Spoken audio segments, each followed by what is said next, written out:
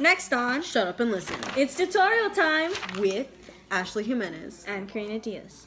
Let's do this. That was good. So the first thing you need to do when filling out your tutorial request form is including your name, avid period, and the date. Then you move on to your subject and standard essential question, and they're both worth 2 points.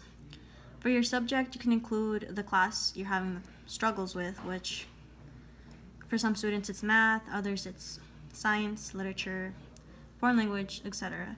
You add that there. And for your standard essential question, you just need to ask a question that can be vague but still pertains to your topic. And your standard essential question will help when it comes to figuring out what your initial question is going to be.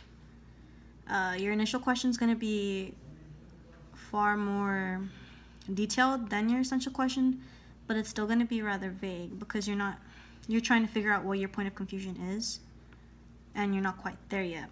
So that's worth 2 points. And then you move on to your sources, page number, and problem number. This is basically just the materials you're going to need to bring to class.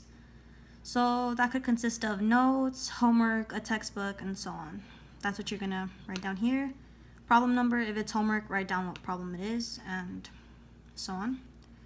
And your resources are worth a total of 5 points, and the tutor signs off. So you need to make sure you bring those to class, or else you won't get those 5 points. Then you move down to your key academic vocabulary. And what this is just any terms that will help you understand the material better should be placed here. So make sure to include the definition as well, because that'll help you when it comes to figuring out what your point of confusion is. Then you move on to what you know about your question, and that's just background information you know about the problem. If it's math, you can include a formula, you can include a definition for a variable. Well, yeah, that could also be added here, but it just depends on your class. It's different for each class. Then you go down to critical thinking about initial question, and this is basically where you brainstorm and think about ways to solve the problem. And if it's a math problem, you go down all the steps needed to solve it until you get stuck. And then right here you move on to your general process and steps.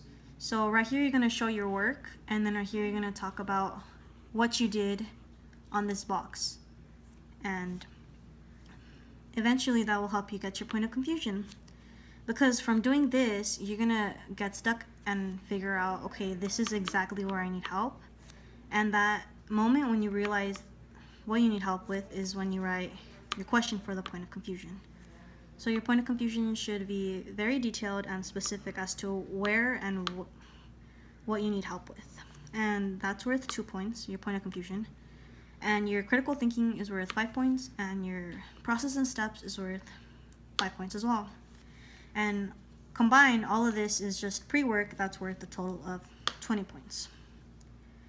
When you're actually in class in your tutorial groups, you're going to have to get up and talk to your peers about where it is you're struggling and what exactly you're struggling with. So you're going to give a 30-minute speech, or 30-second speech, and you're going to talk about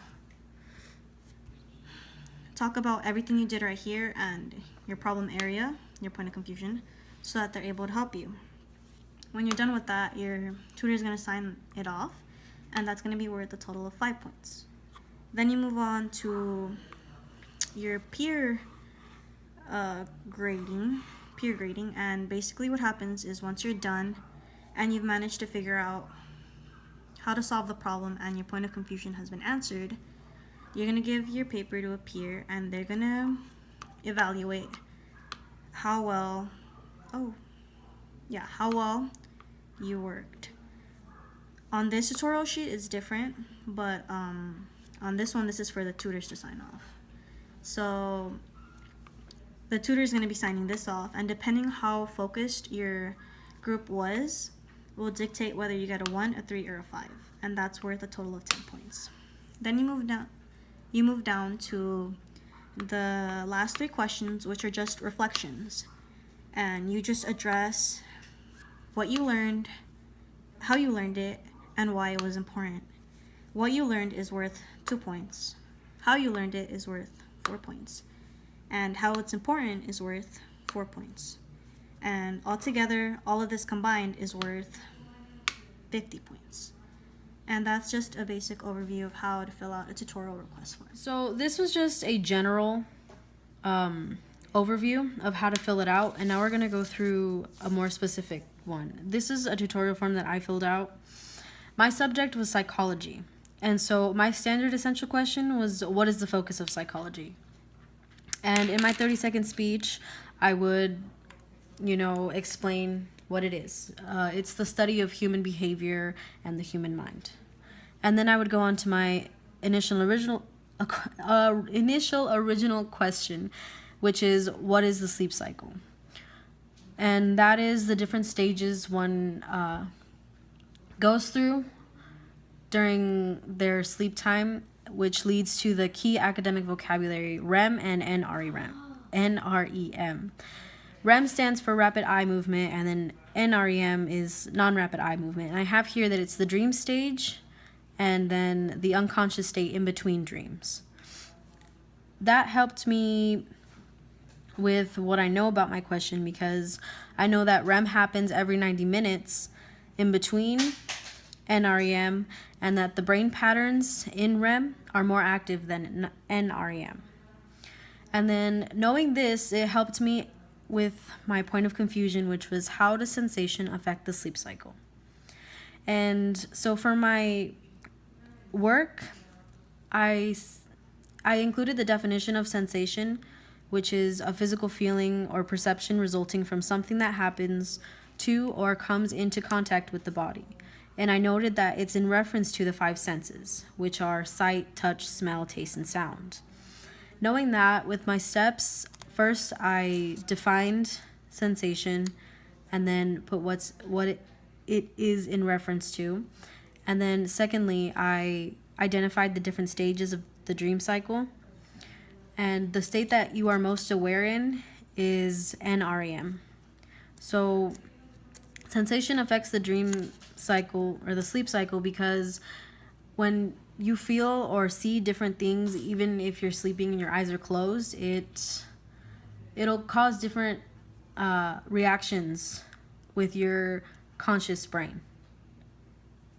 Yeah. And so after going through that with my tutorial group, I was checked off for my 30-second speech and signed off by my peer, Michelle. And since I covered all aspects of the 30-second speech, I got a 5. So after completing that, I went on to do my reflection. So in the reflection, I covered what I learned, as in how different sensations disturb you differently depending on the stage you're in, and the steps that I was missing to get there, which were, I needed to take into account the environment and the sensical aspects, as well as consider the brain patterns of the different stages. Finally, what I found meaningful was that it's really interesting to see how psychology can zero in on a certain topic and turn it into like a big picture and make it meaningful.